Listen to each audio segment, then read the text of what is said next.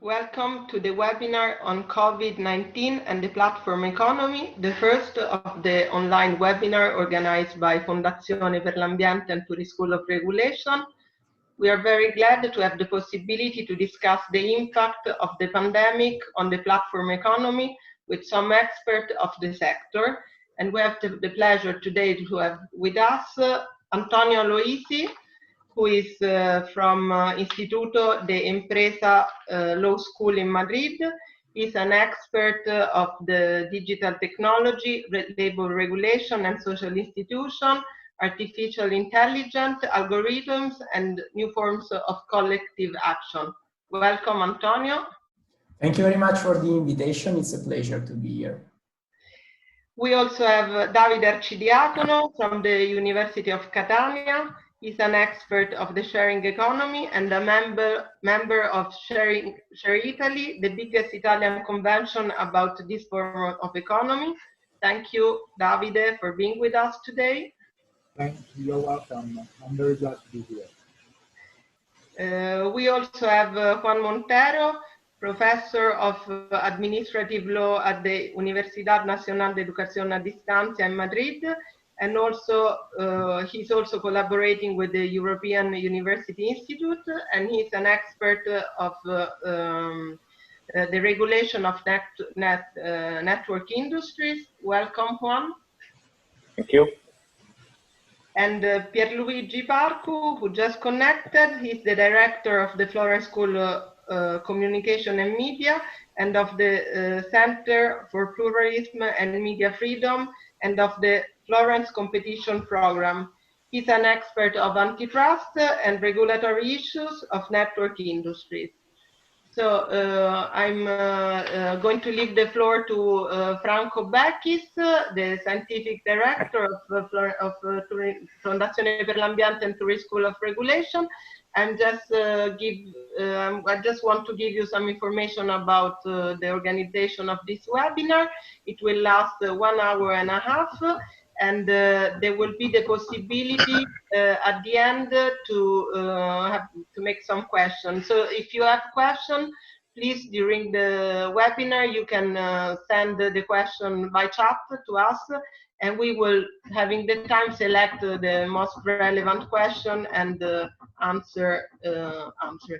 So I don't want to steal other time, and I'm going to leave the floor to Franco Becchis.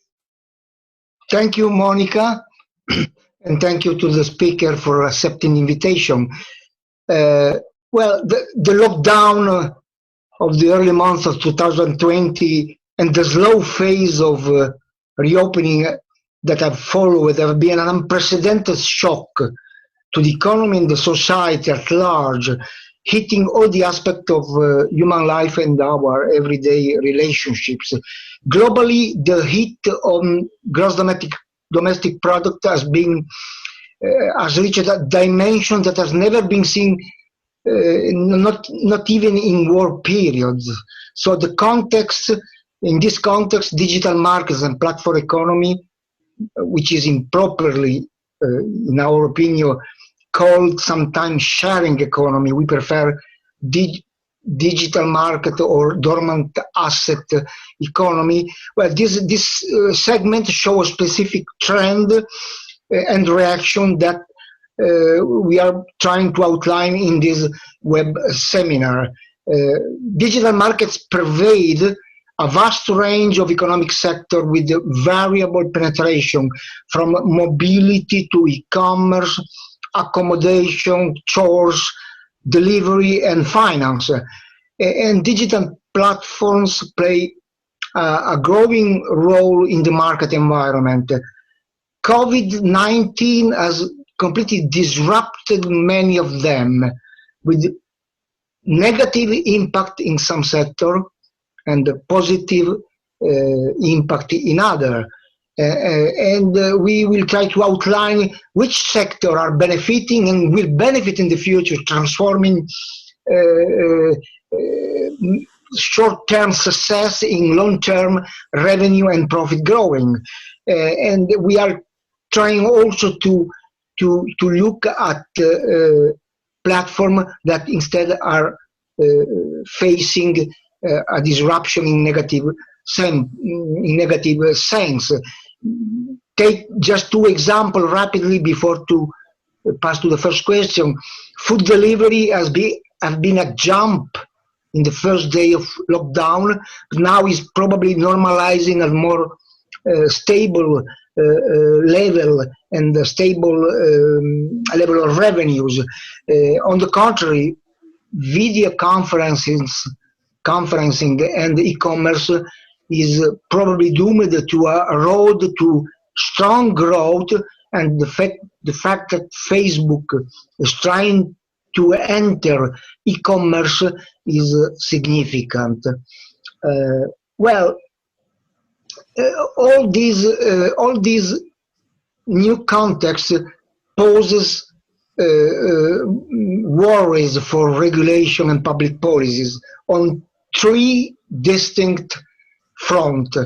The first is the possibility of curbed competition and abuse of market power. The second is the consumer protection, and the third, but not the less important, is the question of data extraction, ownership, management, and so on.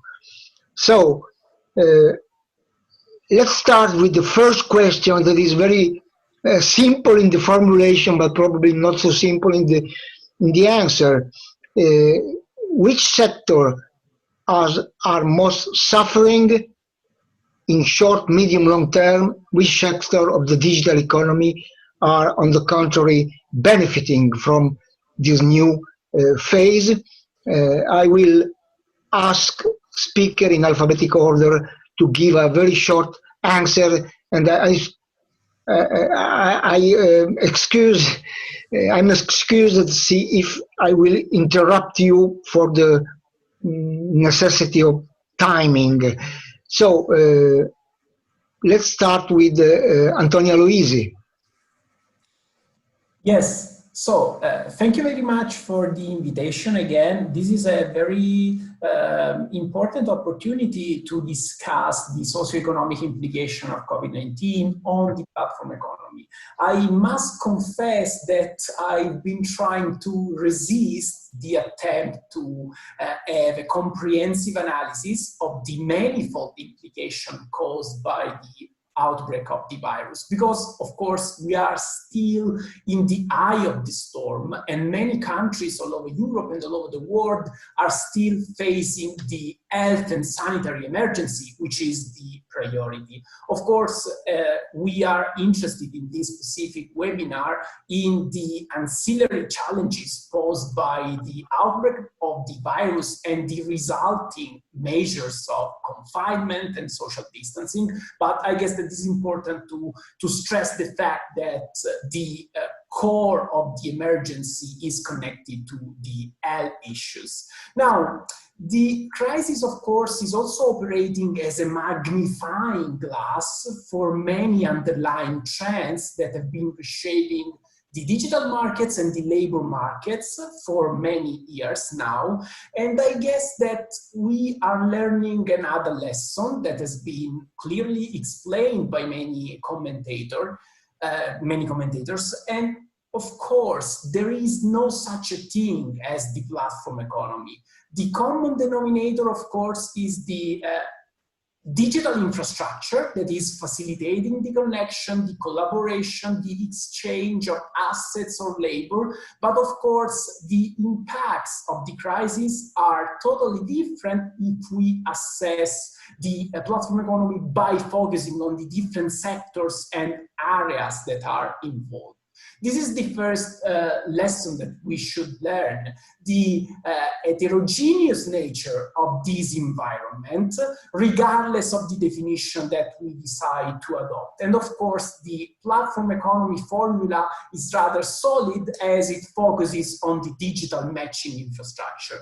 Now, according to this very broad conceptualization of the platform economy, I guess that we could rely on a rough and very preliminary distinction of three main categories that have been affected in very complex and different way by the outbreak, and again by the measures adopted by governments and health authorities to mitigate the impact of the contagion. The first category is what we could say what we could label the rental and the e-commerce platforms. Of course, even inside this very bucket, the consequences are very different. For instance, those platforms that are involved in sectors such as hospitality and tourism have been severely affected by the restriction that are resulting in a very limited international mobility. So just to provide an example, Airbnb, of course, which was one of the most solid platforms, is suffering because of the restrictions to the international mobility. On the other side, e-commerce platforms have gained market shares and are taking the opportunities afforded by the virus because, of course, many retail stores have been shut down by authorities, while on the other side, e-commerce has been allowed to continue operating. And this is the link between the first category, rental platform, where the key asset is a tool, an apartment, a good, or something, and the second category, which is labeled according to this very, let's say, modest taxonomy that I'm offering as the gig economy. This has been under scrutiny of local authorities, tribunals, the European Court of Justice. But again, the gig economy is doing very well, and this is somehow neglected. We have accepted the decision according to which these activities in the so-called last mile logistic have been deemed as essential activities by governments without a public discussion about whether avocado toast should be supposed to be considered essential tools. But of course, in the gig economy, we should also consider the heterogeneous nature of the sector. So on the one side, domestic have been shut down because, of course, workers cannot freely move in countries and urban areas. On the other side, this is again another wonderful opportunities. There is an interesting article that was written many years ago about the idea of a shut-in economy, an economy where customers are inside their apartments and they are using in a very massive way this digital infrastructure. And then the third category, which is doing massively good, that is another group of platforms that we used to call as crowd working platforms. This is, of course, the perspective of a labor lawyer, for which I apologize. But then I guess that we should include in this category of crowd working platforms also those platforms that are offering collaborative spaces such as Zoom, and I hope they are not listening to us, otherwise I guess that they're going to shut this down. But Yeah. all collaborative environments, there is an important issue. They are skyrocketing their profits, of course, because homeschooling and the professional activities are now conducted remotely. There is a massive exercise of outsourcing, of course, even if it is mandatory in order to mitigate the impact of the contagion. There is an important issue that we should consider. This is also a very important laboratory for the widespread adoption of surveillance technology and new so-called evidence-based or data-driven HR policies that are moving and spreading from the traditional platform economy and gig economy to many other areas of the labor market. And that's Thank you, Antonio. A lot of issue rises. Davide, what is your sensation, your opinion about the future of these sectors? Well, I'm quite agree with the scenario described by Antonio. Of course, any crisis always creates a new equilibrium between winners and losers. And of course, one of the winners are certainly the big players of the high tech like Google or Microsoft, for example, that enter in the educational system, in the Italian educational system, for example, that was previously closed to them partially. Another history of success and winning maybe is the history of Zoom, the platform that we use right now that started to by the way, paying, by the way, paying a fee. Yeah, that now have more than 3,000 users around the world. When before the crisis, it had almost 30,000, 60,000 users. So I think that what is interesting in the impact of the crisis is also the change of the narrative about the platform economy. For example, about what we have called erroneously, as you mentioned, sharing economy. In the crisis of 2008, we told about sharing economy as the solution of the crisis. Now we are told about the sharing, the so-called sharing economy as a sort of paradigm somehow destined to decline in the new scenario of the pandemic. But what I think is that all the problems, the criticalities that platforms like Airbnb, Uber, WeWork are facing right now are somehow related to problems and weaknesses that they experimented even before the crisis. So the crisis was only an accelerator of the limits of their business. For example, Car2Go had started to renounce to specific crucial markets like Milan, like London, New York, or Florence. Airbnb have a lot also of problems, for example, with municipalities and or Uber start to have problems with their workers all around the world, as also mentioned by Antonio. But however, we have also took into consideration the great resilience, flexibility, and capability of adaptation of the platform model. For example, nowadays Airbnb is trying to offer new online experience, like for example, cooking classes, in order to compensate the fact that people is less interested to book a room or an house for vacation. Uber is trying to profiting of the pandemic, for example, for relaunching Uber Eats. That was one of these most loss-making section of its industry. Another interesting part of the platform economy that where you can find a different balance between winners and losers are the crowdfunding platforms. For example, donation crowdfunding have a sort of boost during the pandemic, while, for example, equity crowdfunding have somehow some problems, as for example, Kickstarter recently claimed, because in a period of great uncertainty, ideas and investment tend to slow down. Thank you. And now, Juan Montero, please, the floor is yours. Okay, thank you. I'm not going to repeat what the previous speaker said, because I had prepared something that is very similar, but maybe I can add some data into it.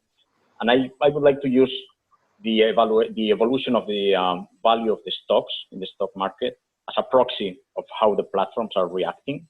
I think the first you can identify is that digital is winning, digital is a winner, analog is a loser. If you look to the evaluation of the stock value, Nasdaq is up 5%, Standard & Poor's 500 is down 10%. It is a proxy. Of course, there are lots of elements. The valuations have fluctuated a lot over the recent months, but from January the 1st until today, this is the evolution. Plus 5%, minus 10%. So digital is up. This is obvious, but we have some kind of a figure. Second point, and it has been raised by Antonio, it is asymmetric. Not all platforms are evolving in the same way. And here, I don't know, Monica, Stefano, if we can share an image. No problem. Just some figures. Sorry, we are not able to show it, really sorry. No problem. I mean, it's just some very basic figures, just reinforcing what has been presented. Zoom is up 150%. Amazon is up 28%. Grubhub, which is one of the very few public food delivery companies, is up 19%. So these are the winners. Then there are companies which are kind of in the middle. Facebook is up 10%. It has been very badly hit by reduction in advertising investment, but probably much better than traditional media like newspapers and television. Uber is up 10%. So it seems that it has not been very badly hit. I think you can see now a little bit these figures. And then there are those platforms that have been severely hit, and they are connected obviously to transport and accommodation, so tourism. Expedia is down 30%. Airbnb is not public, but some estimates have been published. Airbnb would be down 16%. And then we don't have any figure about BlaBlaCar, but we can all imagine that this sharing economy model is badly hit. So, I mean, this is enough. Monica, thank you very much. You have some figures, some ideas. At the end, what I think is that this is the proof that platforms are about ecosystems. And the way they are affected is not so much the digital. All platforms are digital, and they can keep providing their services without major disturbance. The problem is in the underlying services which are being intermediated by the platforms. And of course, if the service is badly hit, like it's transport or accommodation, then of course the platform suffers as an intermediary of the problems that are being suffered by the underlying providers of services. On the contrary, if the underlying service is purely virtual, very little connection with the bricks and mortars world, well, probably it will be benefited by the transformation and everything moves to the virtual world. So first point, digital is winning, but not everyone is winning at the same degree because there are lots of asymmetries. Second point, I think going forward, this is the moment of truth for platforms. Over the last decade, where this business model emerged, investors have been pouring money on business models that, particularly the most recent ones, are not tested yet, and they have to go through a crisis.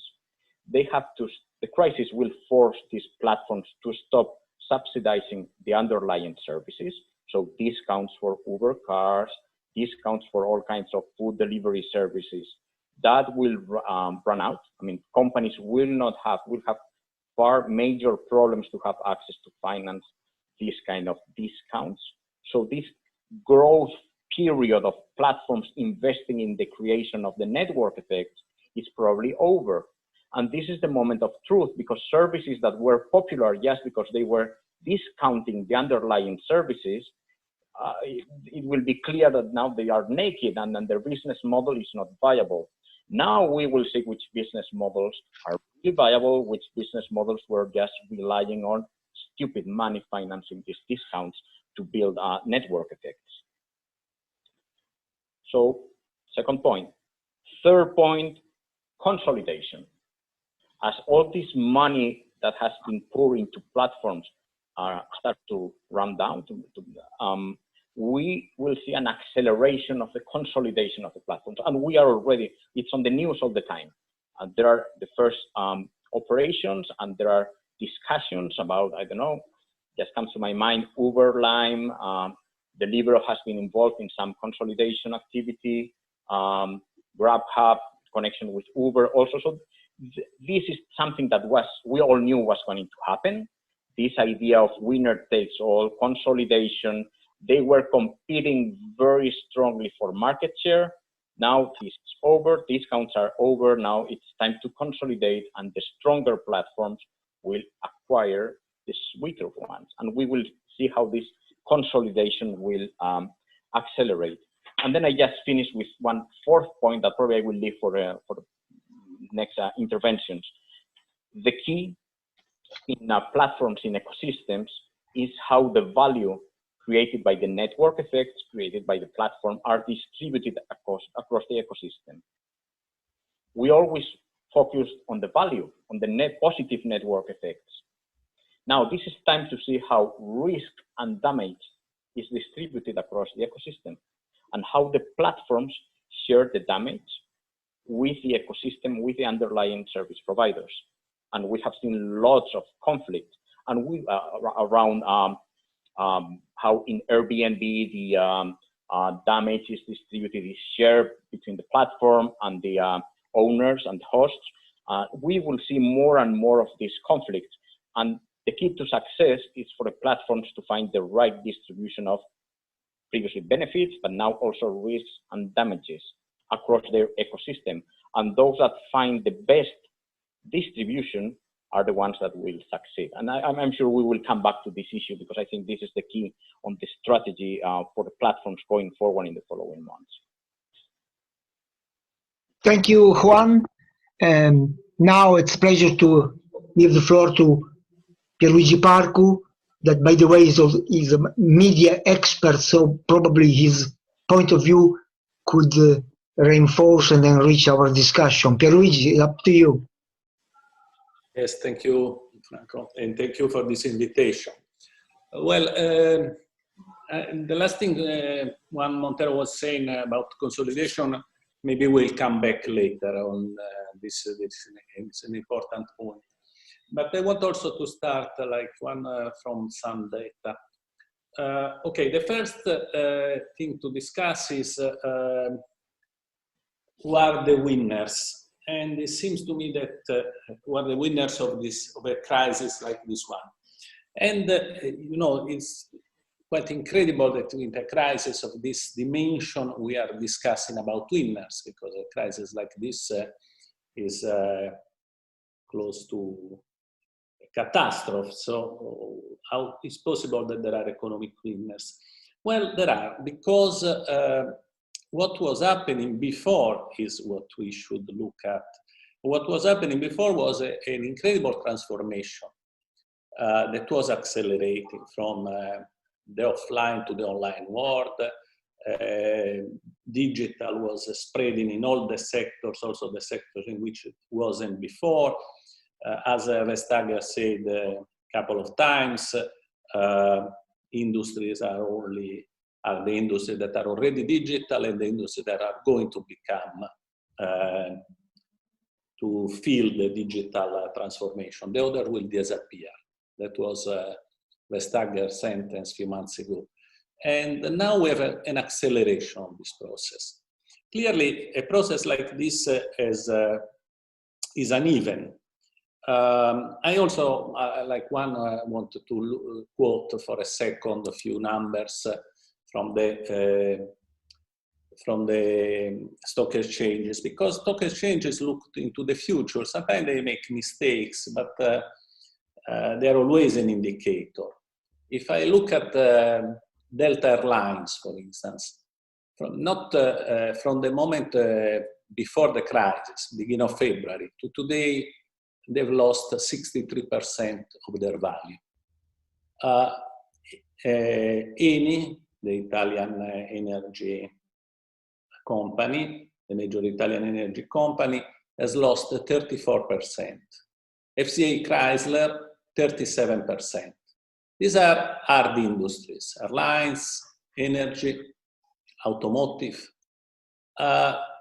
If we look at GAFAM, the 5 companies, only one of them at the moment is losing something, is Google, that is -7.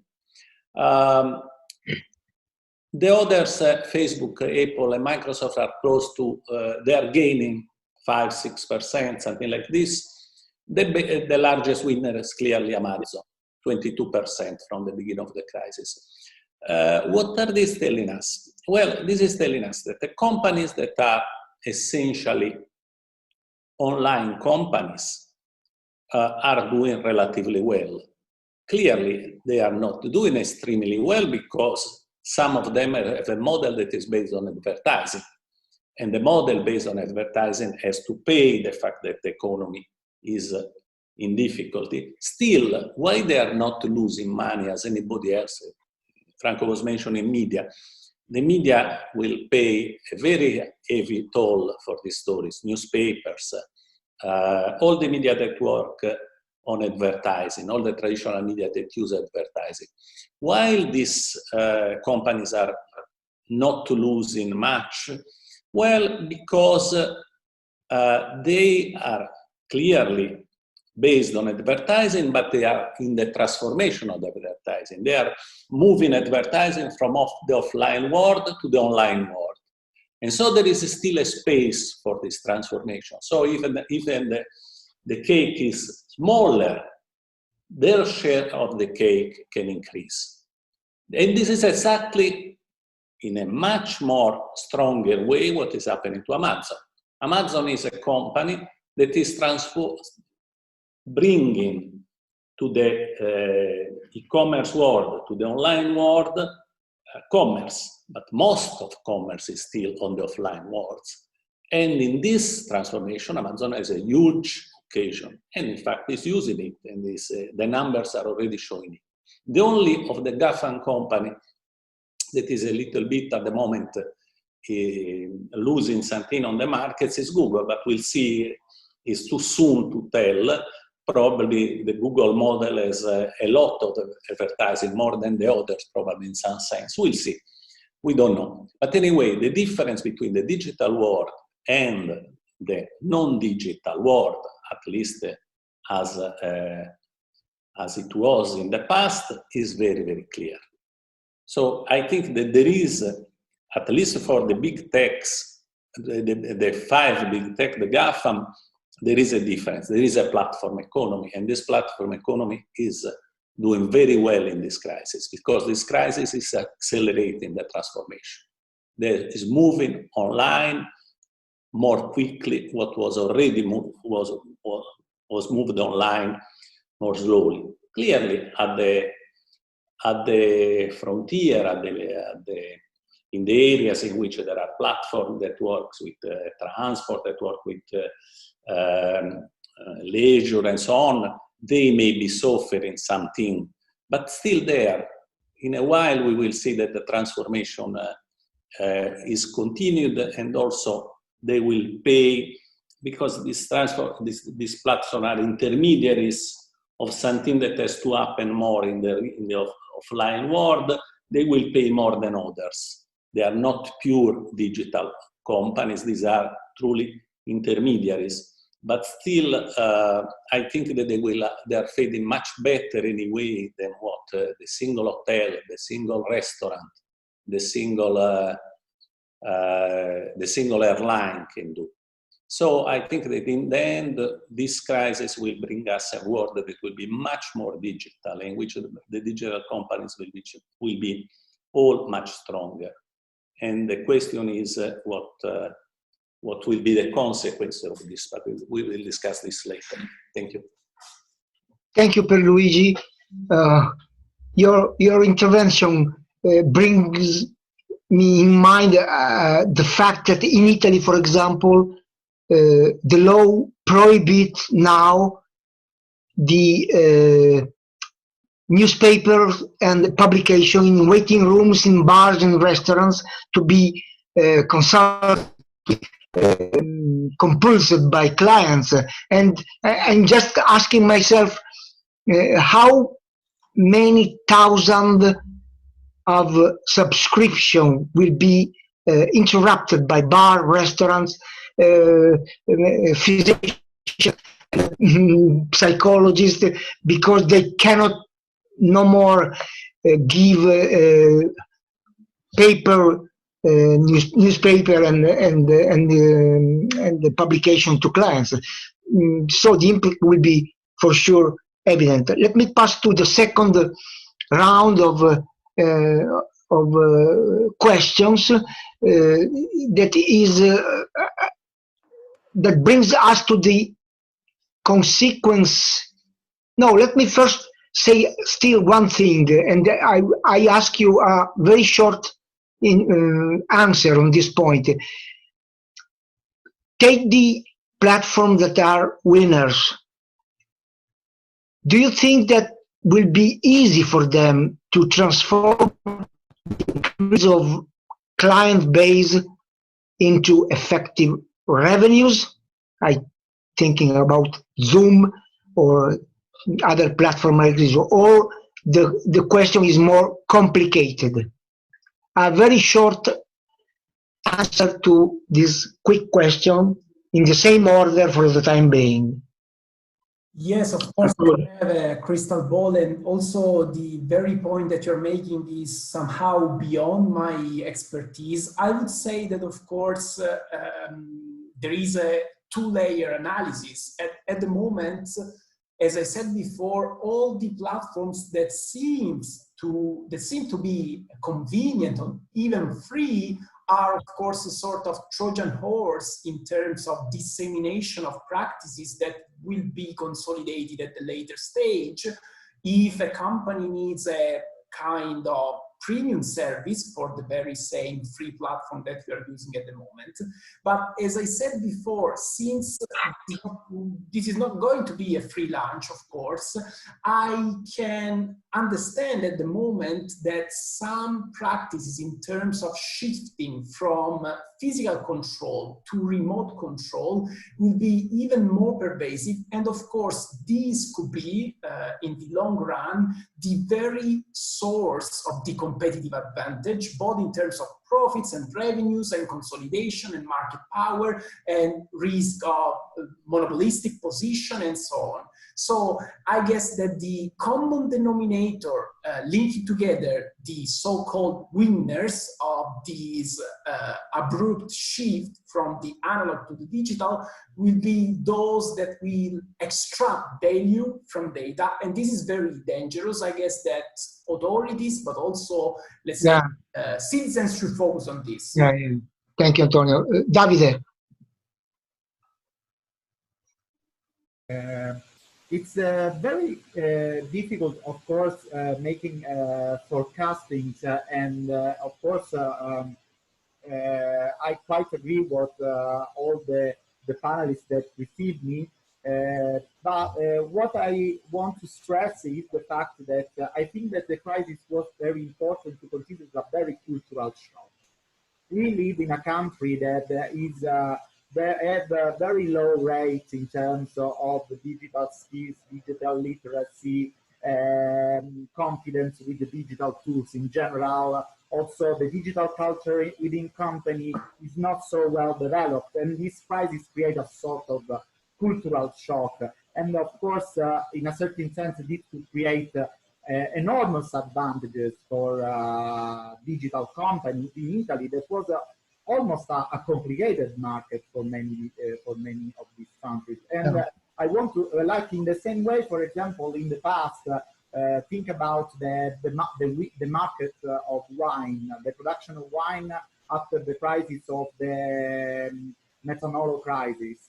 That was a limited crisis in terms of impact. It's not comparable like COVID, but it changed totally the convention, the economic convention about wine, and changed our way of producing and selling wine abroad, for example.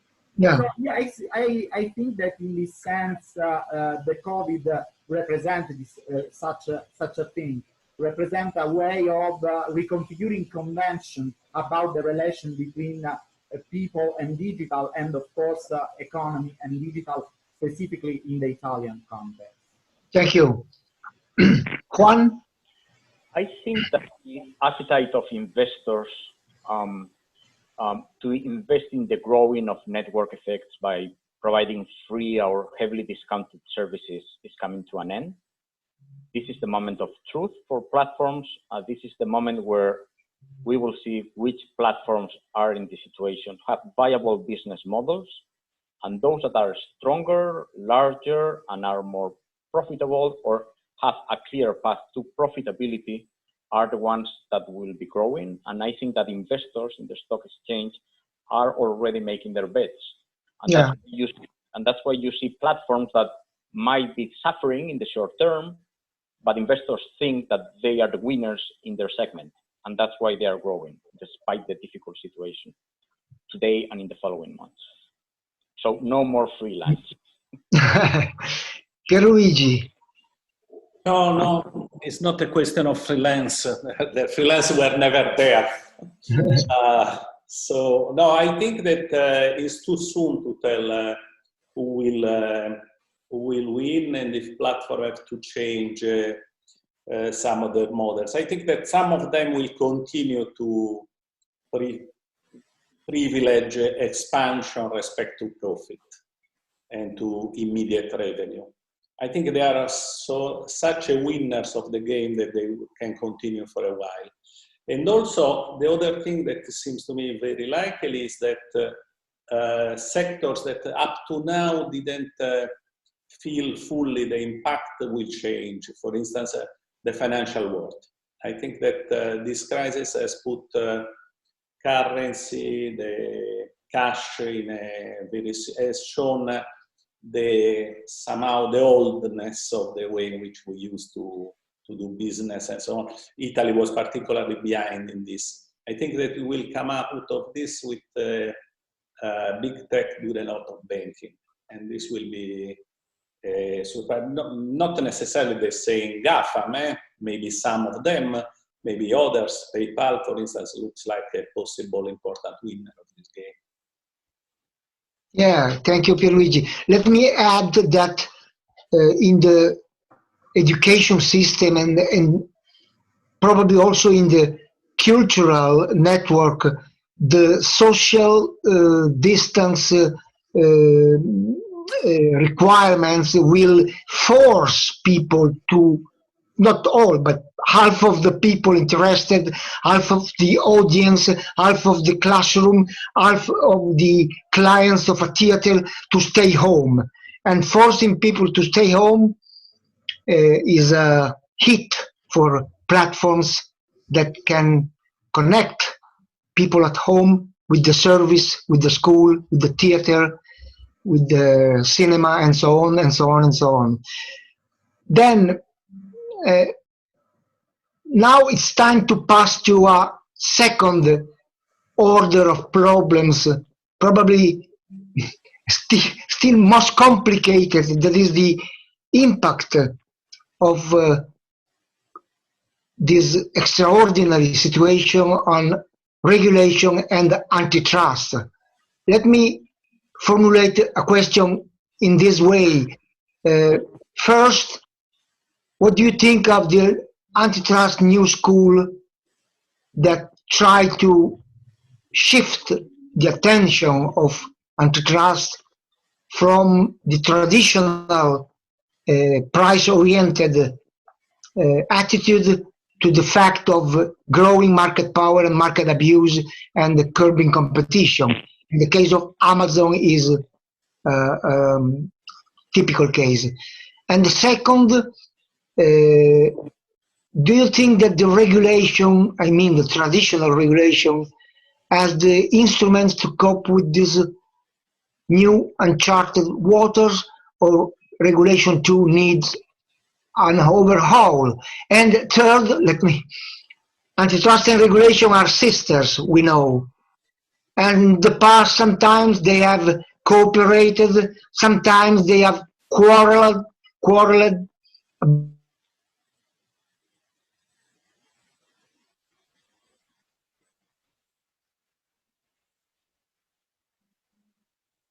There is a problem with the connection. Yes. I don't know what happened. Yeah. There was a problem of connection. Can you just repeat your question, please?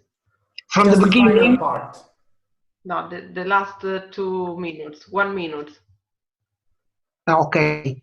No, my question is about the impact of this new situation on antitrust and the regulation, and in particular the new school of antitrust about market power abuse, the case of Amazon in United States, and the fact that regulation and antitrust should be good sisters in the future in order to cope with the challenges coming from platform economy in general, in peace, in time of peace, but also and more of platform economy in times of COVID-19.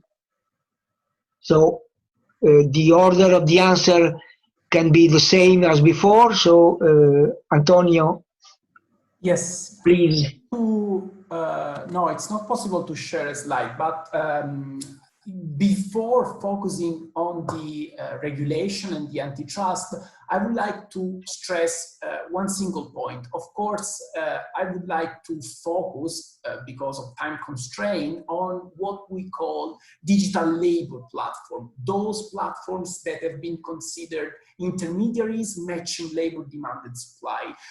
Very often commentators and also labor lawyers have depicted this group of platforms as multi-party environments because many players are involved in the transaction. The platforms, of course, but also the so-called providers who are in fact workers, and on the other side, clients that can be, of course, business partners or final customers. Now, according to the preliminary data that we have on the current behaviors and conducts of platform, we can find many shortcomings and pitfalls affecting all the players involved. If we consider the employees of many major platforms, they are currently being dismissed because of the negative forecast about the future economic performance, including those workers that were part of the core business, working in the marketing departments or in the customer assistance department. Other providers, such as those workers that are engaged as self-employed workers, are suffering the most looming consequences of the outbreak of the virus. They are expected to go and work while, of course, they are not offered the personal protective equipment. And then if we consider the other side of the market, and of course we should include the business partners, I guess that the current behavior of many digital labor platforms is not positive at all. They are increasing the fee for restaurant, just to consider the sector of the food delivery.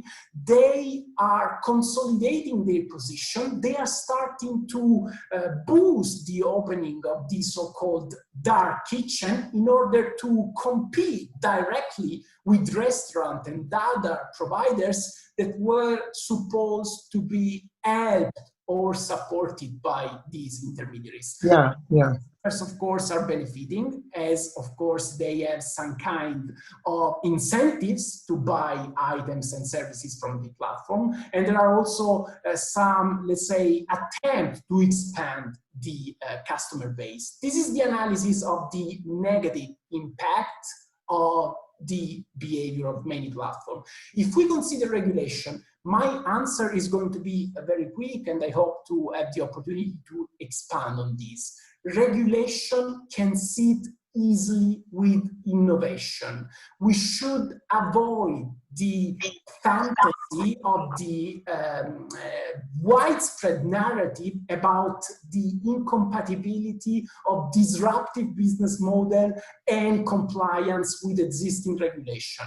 I guess that the crisis is once again stressing that the traditional understanding of innovation as disruption in terms of asking forgiveness rather than permission was a very flawed argument. We should increase the level of compliance. We should avoid that the key competitive advantage of many players is merely earned thanks to the partial or total misapplication of regulation when it comes to antitrust law, privacy, IT law, or even labor law. And this is important. This is also connected to the reflection that was made before on the difference between the underlying service. Many platforms have been claiming for years that they were only digital intermediaries. Now, also according to the reasoning of the Court of Justice of the European Union in the Uber case, we are learning that there is a solid service that is provided. Many platforms are not selling software, they are not ICT intermediaries. They are competing and operating in very traditional sector. And the channel of distribution very often is not even that innovative in many cases. Yeah. The more so as we learn at the moment that many small businesses are trying to go for the so-called do-it-yourself in order to avoid the lock-in effect, the restriction on competition, the content created by platform. And I guess that we should use the existing tools that we have in our legal arsenal to create a level playing field for all players that are involved. Thank you. Davide, please.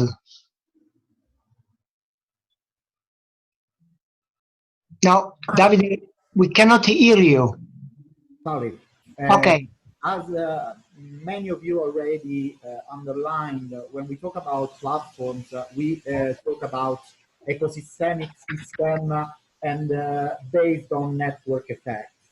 And of course, these two characteristics, in my opinion, and not all in my opinion, are at the basic of the tendency of the platform economy to play an hegemonic role in the market that they are working. So I think that this is the aspect typical of this type of platform economy. This type of platform economy, as we know, is somehow naturally related to play an hegemonic role, or have the tendency to exercise an hegemonic role. And of course, regulation is the core to limitate this aspect. But it's a pity to note that somehow, in my opinion, public regulation seems quite subordinated in the past, even before the crisis, and now again also during the crisis, and maybe after, if the things not change. The public administration, the regulator, policymaker seems quite subordinated in terms of initiatives, in terms of coping with the problems related to platforms. And in a certain sense, I think that the problems of such a kind are almost represented. For example, the problem of labor regulation, as mentioned by Antonio, is a good field to understand these only shy attempt of the public to cope with this issue. Despite some important signals have to be noticed, and things seem to change in terms of labor regulation about digital platforms. But I want to underline an aspect that I find quite interesting, is the fact that platforms are quite active, proactive in terms of initiative, of self-regulation, of mechanism to cope with their own problems. For example, Airbnb start to generate forms of service of outplacement for the worker he decide to cut down. Or Facebook decide to make more stricter rule for fake news during the COVID era. So in a certain sense, platforms have a very capability to intercept risk and generate response more quickly than the public policymakers that maybe for a lack of competence maybe because they don't really understand what they are, what kind of challenge they have to face, but they are somehow subordinated to this great initiative of platform. Thank you, Antonio. No, thank you, Davide. Juan Montero. Lots of issues about antitrust regulation. First of all, I think this Chicago school consumer welfare only price approach is at this stage clearly a tired approach, and there is growing concern about antitrust evolving. I mean, I think there is a clear tendency to evolve to a more comprehensive analysis of markets and situations and interest behind them. And definitely digitalization is pushing on this line. At the same time, second idea, I think that we should not overstretch antitrust. Antitrust should not provide the solution to any kind of problem in humanity. And there are very clear challenges in digital platforms that are not for antitrust to be solved if we don't want to denaturalize antitrust.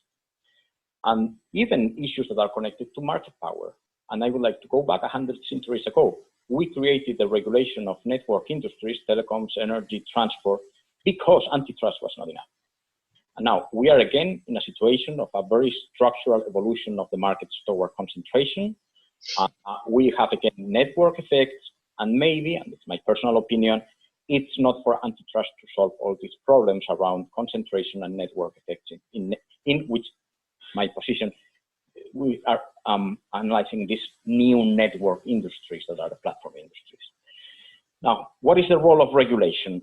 First of all, I strongly believe that platforms are intermediaries, but at the same time, I can see that the rules on intermediaries, because intermediaries, I mean, there are legal rules around them and long lasting. I mean, we know intermediaries for centuries, and there is quite a lot of case law and legislation in all the member states in all the world about the obligations of companies providing intermediary services, but this is not very clearly enforced when we are in front of platforms. So there is a clear role for more enforcement on the already existing obligations on intermediaries. Now, going forward, I think that platforms are intermediaries, but are a particular kind of intermediaries that we call, they are super intermediaries. I mean, technology gives a volume, a scale, and a power to platforms as intermediaries that deserve some kind of special attention and a more clear intervention for the protection of the whole, all the players in the system, more than a regular intermediary. And in this regard, I think it's a very interesting and a very smart way to approach it. This recent regulation on platforms to business relationships adopted by the European Union, I think this is the way forward. I think a lot of the tensions that we are already identifying due to the COVID crisis have some, in terms of review of conditions connecting service providers and the platforms, mechanisms to solve disputes at a very initial stage, but that's already in the regulation. And when it enters into force, I think it's June or July, I don't remember, I think it's June the 12th, I'm not sure right now, we will see that a lot of, I mean, it's the beginning, and some solutions are already provided in that regulation. I'm talking about super intermediaries, but I'm not really speaking about market power. I mean, that would be the third level. Some platforms are intermediaries, are super intermediaries due to their scale and the power and the ecosystem they are building. And even more, they have market power. And then I think that regulation, ex-ante regulation should provide certain mechanisms to intervene that antitrust, I think, is just not in the position to provide because it's very slow, because antitrust faces very substantial obstacles, difficulties, technical difficulties to analyze multi-sided markets. And I think they are just not capable to provide solutions to all the problems that these platforms create. I'm not advocating at all for not applying antitrust to these platforms. On the contrary, it's important. Antitrust is identifying the problems. It's important to have always a horizontal tool and to the point that regulation is is developed. And even when it's developed, this is a very dynamic market. So you always need some kind of horizontal approach. But I just think that antitrust is not enough to face off all the challenges that platforms pose to. Thank you. Thank you, Juan. Pierluigi. Well, I don't know if there will be a final round in which I'll tell you more about antitrust. But let me go back. I agree with many of the things that Juan just said. But let me say a couple of things more, stepping a second back and thinking to platform and the world. Well, the first thing is platforms in this crisis have shown their essentiality in many situations. That's not the concept of essential facility that we borrow from antitrust, the idea that you have to open them because competitors need to enter. That's not the point. They show an essentiality in a very deeper way. Essentiality that they are very important to make the things work. Is the essentiality of railways or of electricity. Is that kind of essentiality. So they pose a new challenge here that we have to consider. And this challenge was already there, but we hadn't it so clear like after this crisis. The second thing that I wanted to underline in this passage is the role of the state. Another thing that emerged in this crisis is that because it was a sanitary crisis, the states were fundamental. So the government, the ability of the government to control society and so on. And between this essentiality of the platforms and the role of the governments, of the states, there is a tension.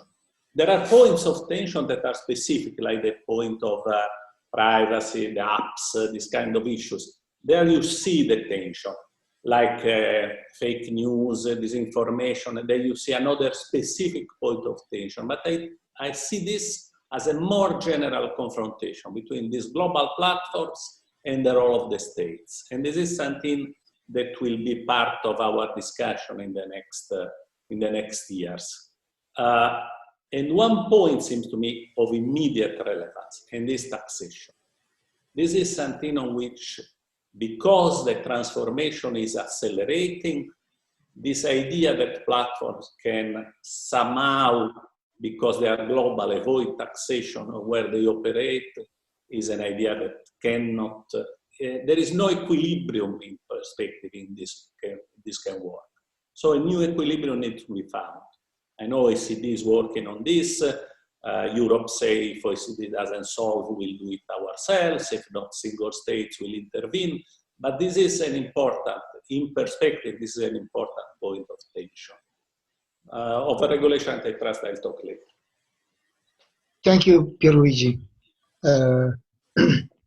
Well, there is a lot of questions that remain unanswered, and we are approaching the final 15 minutes of our conversation. So let me just pose a quick question, if possible, about data extraction and data management and data ownership in this new phase, to starting this time from Pierluigi, that is a particular expert in this field of privacy and data extraction. Do you think that we need a overhauling of legislation on privacy in this new scenario, or the existing regulation appears sufficient? Well, Franco, this is a very, very difficult question for me. I don't know really, because I am kind of torn about the story of privacy and data extraction. It's clear that there is an economics of data, of the big data that has changed things. It's clear also that Europe is the only force that has tried something with GDPR, trying to respond in a way to part of this tension. The true question is if we are operating as a paternalistic state, if we have to protect people from things of which they don't want to be protected. Because as many say, when you see what people put on Facebook or whatever, and then you talk about privacy, about what people don't value it. And then there is also this stream of people that says, well, why don't allow people to sell the data, their own data? Why don't we have to evaluate this? And there is possibilities. There are new apps, new attempts in this direction. So you see here there is this tension between is privacy, personal data a fundamental value? Is something that you can sell? And so at least they pay for this if they want to use it. What is the damage? What is the advantage of this personalized advertising, of this? And then there is the extreme. Obviously, if you move further in the spectrum, you arrive to surveillance and to things that are much more worrisome, obviously. So is a difficult area. I think that is an area in which we are not settled yet. However, this acceleration again is an acceleration that will kind of dramatize this confrontation, and the role of the states will become more and more important. I don't have a clear answer on this. It's clear that GDPR is not the end of the story, and I mean, it's a good story because other stories are even worse. Thank you, Luigi. Juan Montero? Maybe let me introduce another angle into data, not only privacy and all this, but the data governance and the market power created by those in favor of those entities that are concentrating data. I think that it's very important in order to balance the ecosystems. First of all, not to impose through regulation an obligation to share too much data with the platforms. And this is something that we see, for instance, in transport.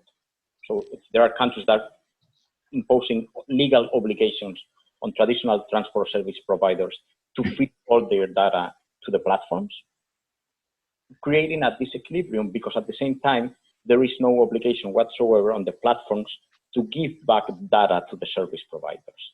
And I think that a good governance scheme for data has to be created that takes into account, of course, privacy and all these issues, but also a balance in the sharing of the data that ensures that, I mean, data sharing needs to happen, but it happens in an equilibrated way that benefits all the ecosystem and does not reinforce the position of the platform. I mean, it's another angle. It's not strictly about privacy, but that's something that we're starting to see in a lot of this. And Pierluigi, I think it was very relevant. I mean, the more we see platforms getting an active role in industries that were traditionally perceived as being of general interest, we have more and more this tension. Since traditional providers are companies with providing services of general interest, we impose more obligations on them to share data. But then at the same time, we are not imposing symmetric obligations on the platforms. And that's becoming a very hot issue for debate, I think. Antonio? Yes, I want to connect with the last contribution.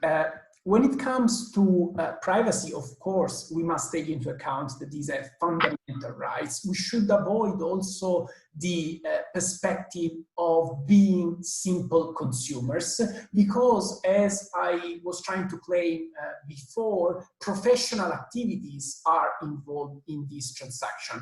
And I have one point bringing together antitrust regulation and also alternative ways of making platforms compliant with the already existing legal framework. A rather neglected side of regulation, in addition to self-regulation that we should try to tackle, is the involvement of social partners. Actually, according to Article 88 of the GDPR, it's important to improve the framework that has been created at the European level, by bringing into the picture those that are data subject. They should be able to increase transparency, predictability, because in the context of digital labor platform, the role of technology can be considered as the very same that is traditionally exercised by bosses, employers, and managers. And as we know, in the context of an employment relationship, employees are seldom in a position to give their own free consent over the treatment of data.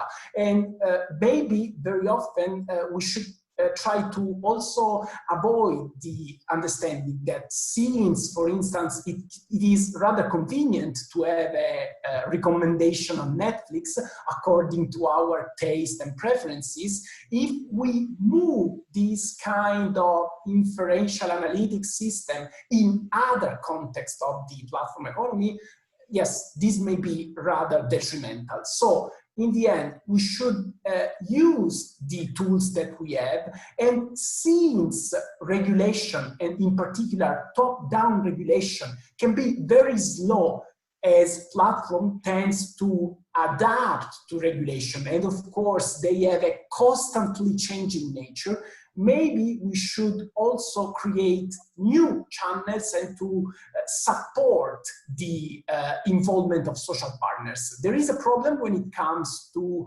negotiation between and among providers that are classified as self-employed workers, because a very narrow interpretation of Article 101 of the Treaty on the Functioning of the European Union may result in treating agreements setting the fees for providers that are involved in the platform economy as cartel that are considered illicit according to the article. So I guess that we should also innovate, we should also improve and readapt the traditional tools of antitrust in order to build collective sovereignty and oversight over these players. And there is another very positive news. Collective negotiation, that is often considered as a relic of the past, is rather flexible, adaptable, and can be very rapidly adapted to the changing nature of these somehow controversial business models. Thank you. Davide, last speaker of this tour. Of course, data and privacy are a quite crucial issue in this debate, and I quite agree with all the speakers that precede me. One of my concerns is the low level of awareness of people about the value of their data. I think it is a very crucial issue, and in this sense, we need to figure out some solution to increase people's awareness about the value of the data.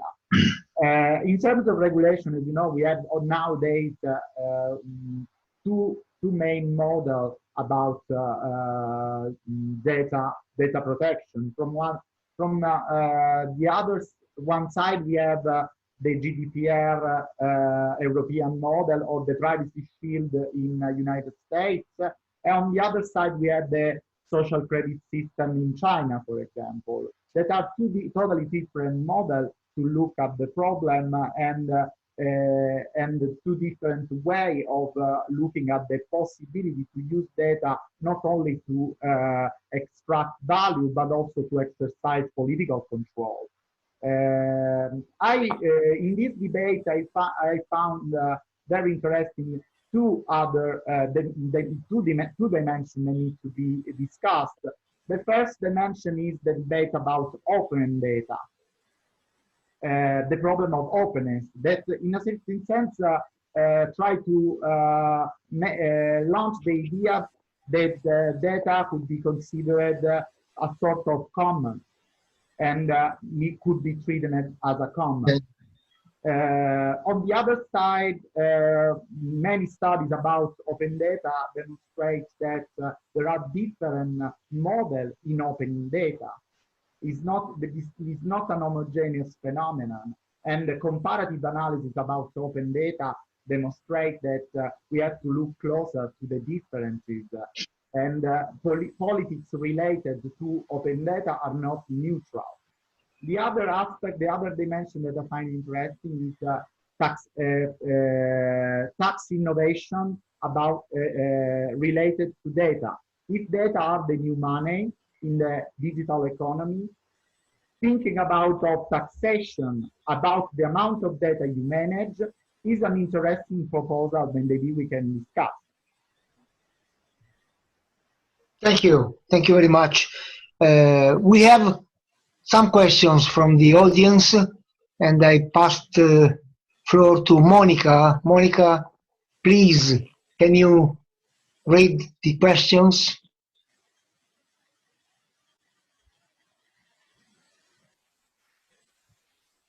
Yeah. Sorry. So thank you, Franco. So we have two questions that are quite specific to the mobility sector, but can be enlarged to the whole sector of platform economy. The first one concerned Uber and that they will cover the cost of COVID-19 related cost to its driver. And so the question is if somehow this will open a new era for an employment relationship. And of course it can be it's a question about Uber, but it can be spread to other platforms. And the other one is always about mobility because it's coming from Arion Murati, and it's asking how should we regulate a new online mobility marketplace emerging from the concept of mobility as a service concept. What should be the basic principles which generally regulate mobility in digital marketplace? So I would like to ask a general answer, I mean, from each of you, and then we will pass to the conclusion. Thank you. I think, I mean,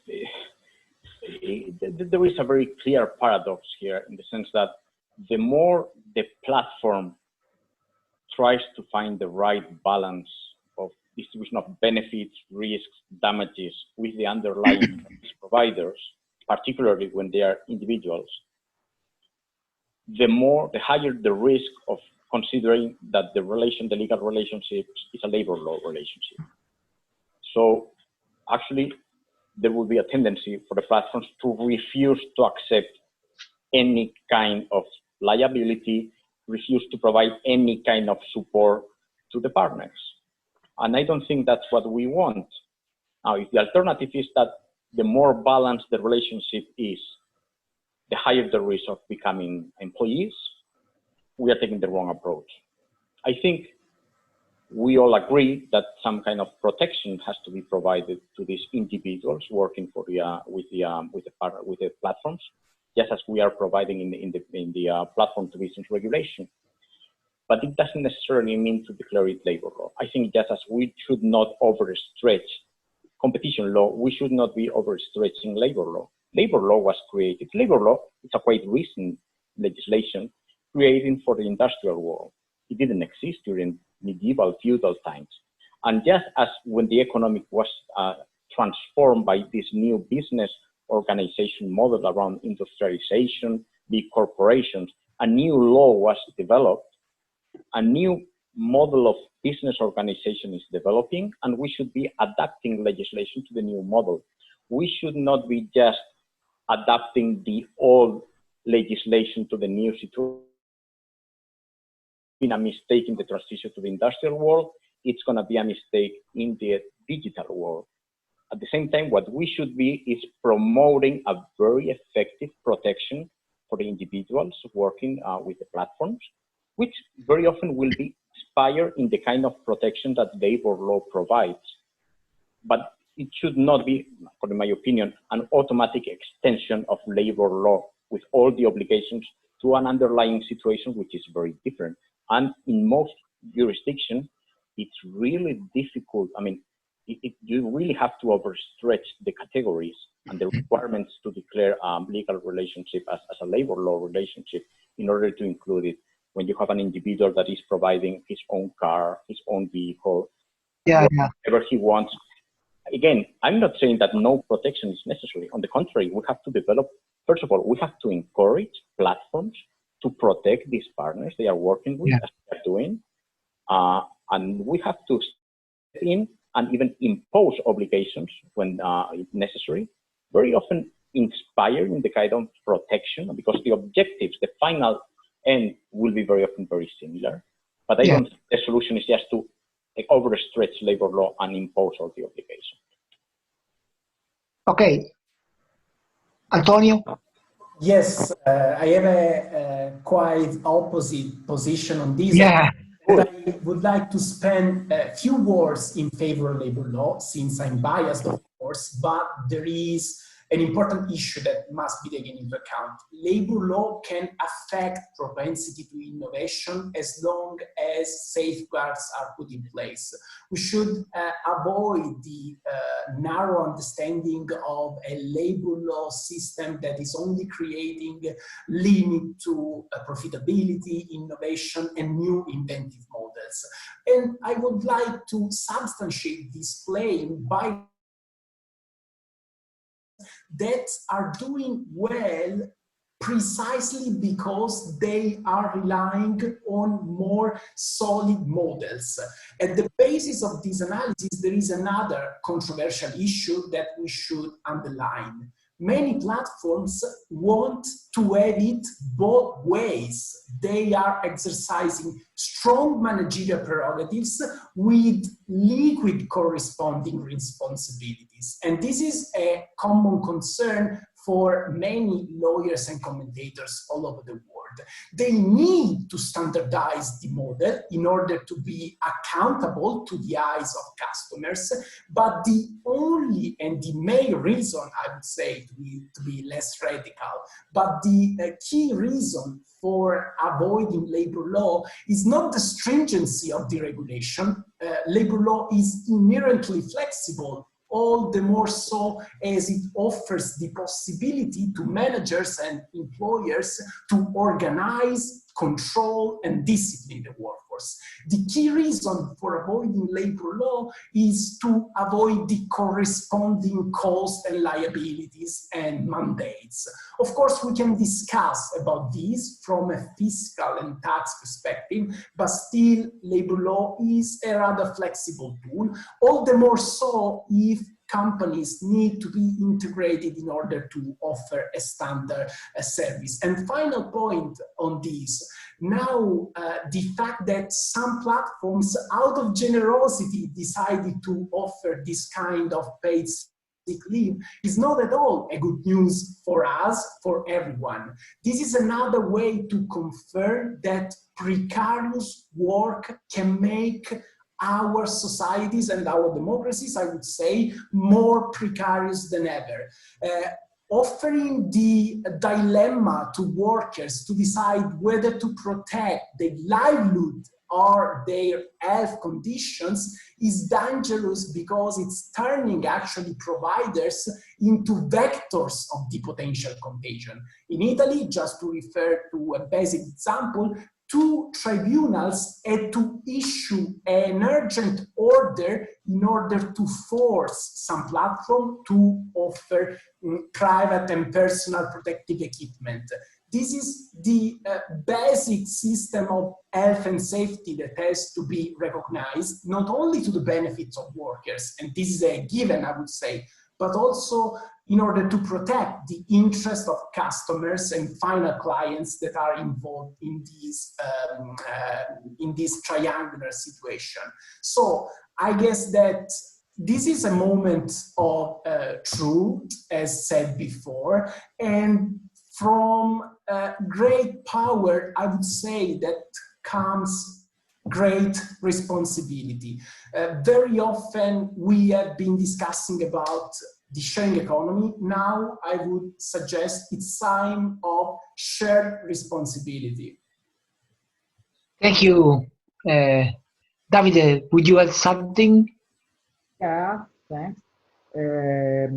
First of all, for the example of Uber, I think that is another demonstration of what I mentioned before about the proactiveness of the platform in order to respond to their opponents. Sometimes platforms are very capable in appropriating the codes and also the strategy, the symbols of their opponents, and they in this sense they try to anticipate them through their very proactive solution.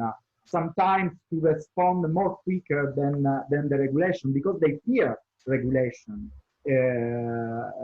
And from the other side, I think also that this type of proposal are also an evidence of the ambiguous nature of the platform economy. Because from one side, they as we have already told, they tend to be hegemonic, they trust more in market rules, but at the same time, they believe really they have a really imaginary to be change makers. And in this sense, their ability to propose, to be proactive in this sense is the result of these two sides of the coin of their ambiguous nature. For the mobility as a service paradigm, I think, of course, that is the future of mobility, is what the big cities discuss. But it's interesting because it's a mixture between the transformation of traditional automotive sector and that is looking with very interest to this paradigm, and the big players of the high tech and the new startups related to mobility. What is the risk in this model? The risk in this model is another pressure towards a neoliberal drift to privatization of urban mobility, with the risk to create something that enlarge the process of marginalization in terms of urban mobility, social exclusion, that affect what more than 15 years ago Lefebvre called the right to the city. So it's a very, very sensitive issue in my opinion. Thank you. Pierluigi. Well, let me come back for a second, just one word on regulation, okay? Why don't, somehow, one of the questions really is with these big platforms. All you are saying is they should take responsibility for certain things. By the way, it's funny that this word responsibility is one of the issues when we discuss platform and media, the gatekeeper role. And this, one of the major discussions is they don't want to accept editorial responsibility. So all the fake news can go around and they don't accept to, or now they are doing something more. But anyway, tendentially, this has been a front of the fight. But anyway, let me close on this, on the regulation. I think that we have probably the most advanced system of regulation created in Europe is the electronic communication regulation that has been built with a lot of thinking, a lot of working, a lot of rounds of market analysis and so on. And is based on a 3 criteria test. What is the 3 criteria test? You have to regulate a market if you have 3 things in this market. The first is that there are barriers to entry that tend to be permanent. The second is that the market in a reasonable term doesn't tend again to competition. And the third element is that competition law, antitrust, cannot deal with this in a timely way. The question is, are these 3 elements in most of the platform markets, in most of their, if you discuss search, would this apply? If you discuss social networks, social media, would this apply? If you discuss e-commerce, would this apply? I think we should not always, maybe we have also to reinvent a few things, to invent a few things, but maybe we should start the analysis from the things we know better. Thank you, Pierluigi. Well, it has been a very rich discussion, and obviously there are no secure answer to all these issues raised by speakers and by me. Anyway, I will not tell you some conclusions, because to me the work in progress is very, very hard in this field. And let me say just that in a world in which people will move less to reach goods or to reach services, and probably this is the scenario for the next month or maybe year, I don't know. But in a world like this, goods and services are constrained to move and to reach people. And what does it mean? Well, it means simply that in the case of service, it means digitalization, more digitalization. We have treated a lot of aspects of this. But in the case of goods, it means logistics. And logistics has not been treated in our discussion, but probably deserves a specific roundtable.